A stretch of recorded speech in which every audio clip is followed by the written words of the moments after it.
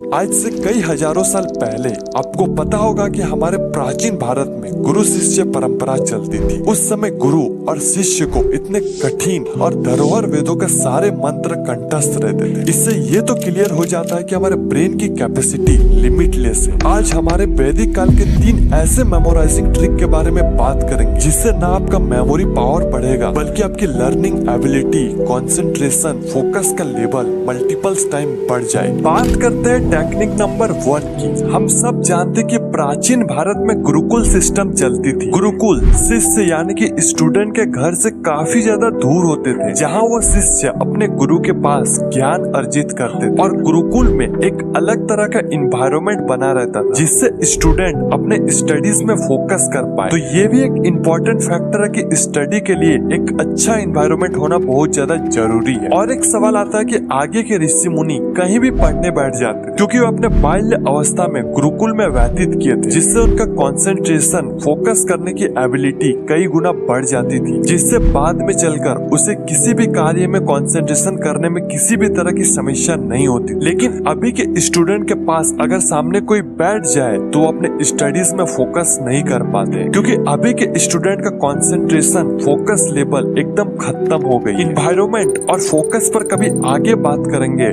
अभी memorising trick के बारे में बात करते हैं। ओके, तो गुरुकुल सिस्टम में जो ज्ञान प्रणाली थी वो मेनली मौखिक थी, यानी कि बोलचाल के भाषा में थी। गुरुजी जो बोल देते थे वही शिष्यों को याद कर लेना होता। इसलिए गुरुओं ने एक पद्धति निकाली जिसमें स्टूडेंट को एक पैराग्राफ दे दिया जाता था, जिससे स्टूडेंट को कम से कम वर्ड्स में एक सूत्र बनाने के लिए कहा जाता था, और जैसे कि उसका मीनिंग भी ना बदले, यानी कि एक बड़े से पैराग्राफ को कम से कम वर्ड्स में एक सेंटेंस बनाया जाए जिससे स्टूडेंट याद भी कर पाए। इससे ज्ञान का प्रतिपादन भी हो जाए और ये ज्ञान जनरेशन टू जनरेशन बना भी रहे। जैसे कि आज के समय में हमें पैराग्राफ दे दिया जाता था जिसके नीचे कुछ पैराग्राफ से रिलेटेड क्वेश्चन होते हैं जिसे हमें सॉल्व करना होता था। ऐसे गुरुकुल में गुरुजी शिष्य को प्रैक्टिस करवाते थे बड़े से सेंटेंस को छोटे से सेंटेंस में बदलने के लिए। ठीक यही चीज हमें अपने स्टडीज में इम्प्लीमेंट करना चाहिए। जो आपको याद करना है उसे आप जितना हो सके उतना छोटा करें। आपको कुछ एग्जाम्पल दिखाएंगे आगे, लेकिन अभी आप ये समझो कि आप उस आंसर को या फिर कुछ भी हो जिसे आपको छोटा करना है, तो आपको छोटा करने से पहले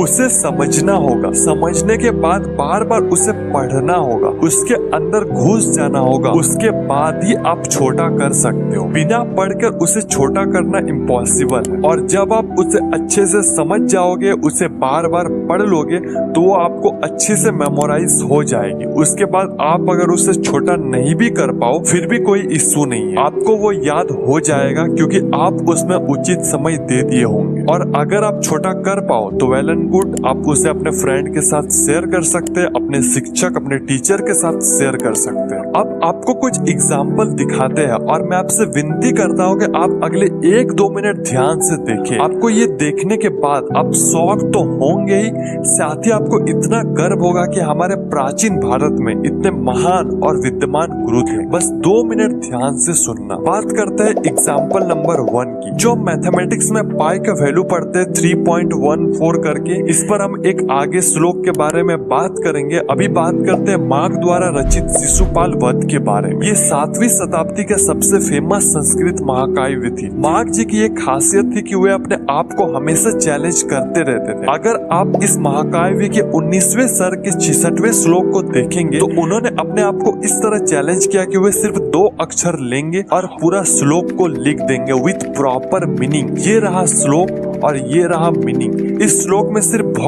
और र का इस्तेमाल किया गया है और पूरा श्लोक को बना दिया गया है। Unbelievable, right? इसी तरह अगर आप 19वें सर्ग के 114वें श्लोक को देखेंगे तो सिर्फ इसमें एक अक्षर द को लिया गया है और उसी से पूरा श्लोक बना दिया। ये रहा श्लोक और ये रहा उसका मीनिंग। मतलब पहली बार विश्वास नहीं कर पा रहा था। अब और एक अद्भुत श्लोक दिखाता हूँ। इस पर बहुत अच्छी कहानी है, लेकिन इसे बताने लग जाए तो बहुत ज्यादा समय लग जाएगा। आगे आगे और भी टेक्निक्स के बारे में बात करना है, इसलिए शॉर्टकट में बता देते हैं, फिर कभी कहानी बता दें। जो हम मैथमेटिक्स में पाई का मान 22/7 या फिर 3.14 करके हैं, जिसे हम ब्रीथ में यूज करते हैं। यानी कि यदि कोई एक सर्कल है जिसका हमें एरिया निकालना है तो हम formula pi r square use करते हैं। ठीक इसी से रिलेटेड एक श्लोक सामने आती है। ये रहा श्लोक, और इस श्लोक को डिकोड करने के लिए कट प्यादी संख्या की जरूरत पड़ी। कट प्यादी संख्या यानी कि इसमें संस्कृत के अक्षर को संख्या में बदल दिया जाता था। जब आप इसके हेल्प से इस श्लोक को डिकोड करोगे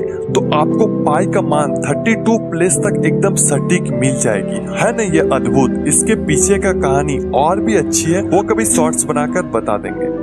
टेक्निक नंबर 2, अवधाना। ये एक संस्कृत वर्ड है जिसका मतलब होता है अटेंशन केयरफुली, यानी कि सावधानी पूर्वक ध्यान देना। अवधाना वैदिक काल के one of the most common और इम्पोर्टेंट प्रैक्टिस थी। अवधाना के प्रैक्टिस से हम अपना माइंड को शार्प करते हैं, हमारा अटेंशन रेट बढ़ता है, और तो हमारा कंसंट्रेशन और फोकस करने की एबिलिटी मल्टीपल्स टाइम बढ़ जाती है। और जो स्टूडेंट अवधाना को प्रैक्टिस करते हैं उसे अवधानिस कहा जाता है। अवधानिस के सामने मल्टीपल टास्क को रख दिए जाते थे और अवधानी को उन सारे टास्क को एक ही साथ परफॉर्म करना होता था, जैसे कि कविता लिखना, मैथ के पजल सॉल्व करना, किसी मंत्र का जाप करना, और इतना ही नहीं, पीछे एक बेल बजा करता था जिसे उसे काउंट करना होता था। नाउ लास्ट टेक्निक नंबर 3, श्रुति और स्मृति। श्रुति यानी कि जो हम सुनते हैं, और स्मृति यानी कि जो हम याद करते हैं। वैदिक काल के जो स्टूडेंट थे वो ना तो सिर्फ पढ़ते थे बल्कि हैंड जेस्चरों के इस्तेमाल भी करते। जब हम किसी भी चीज को लर्न करते हैं तो हमें उसके प्रति इंटरेस्ट होना चाहिए, साथ ही हमारे बॉडी के ज्यादा से ज्यादा सेंस एक्टिवेट और कंसंट्रेटेड रहना चाहिए। जो चीज हम पढ़ते हैं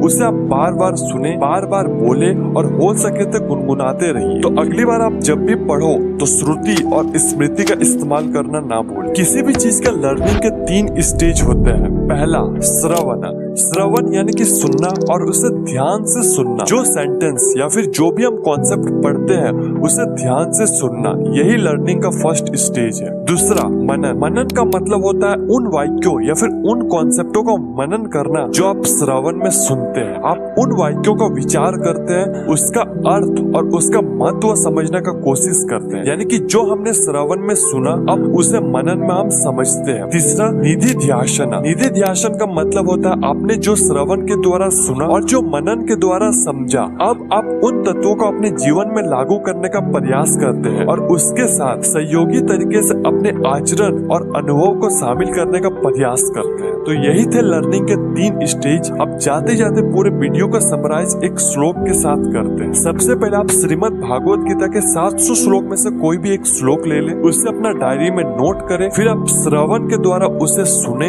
मनन के द्वारा उसे समझे और निधि ध्यासन से आप उसे अपने लाइफ में अप्लाई करें। उसके बाद आपका एक्सपीरियंस क्या रहा, आप श्रीमद् भागवत गीता के 700 श्लोक में से कौन सा श्लोक चुने और उससे आप क्या समझा और आप उसे अपने लाइफ में किस तरह यूज किए, कमेंट्स में जरूर बताएं। तब तक के लिए धन्यवाद।